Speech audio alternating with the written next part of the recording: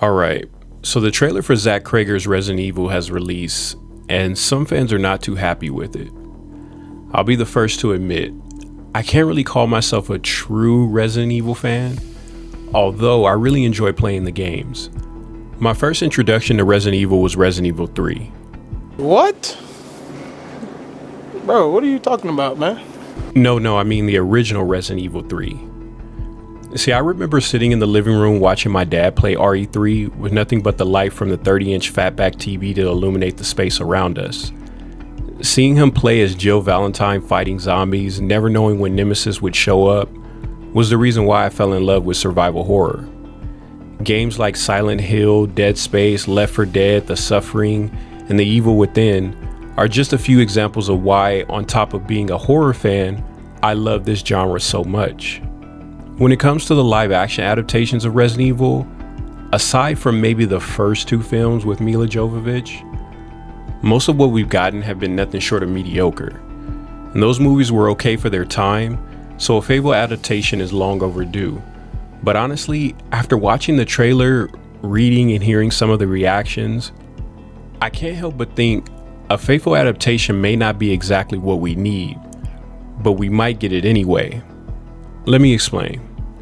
When I revisit those older Resident Evil games, I realized that most of what made those games so compelling was how creepy they were.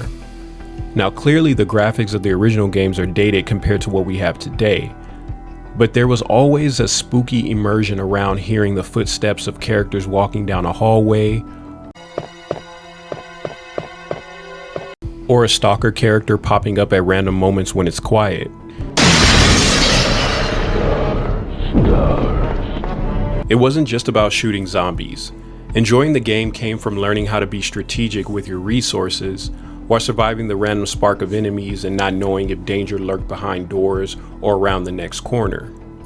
The games in the middle of the series like RE4, 5, and 6 are more action heavy, but in later games like Biohazard and Village, they seem to capture the creepiness that the franchise is known for. So how does all this relate to Cregger's Resident Evil?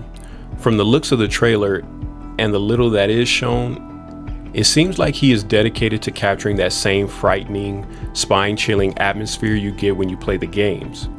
Rather than practically showing most of the movie like most trailers do today, a concern for many fans is that the movie won't be canon to the games, and that's actually a good move.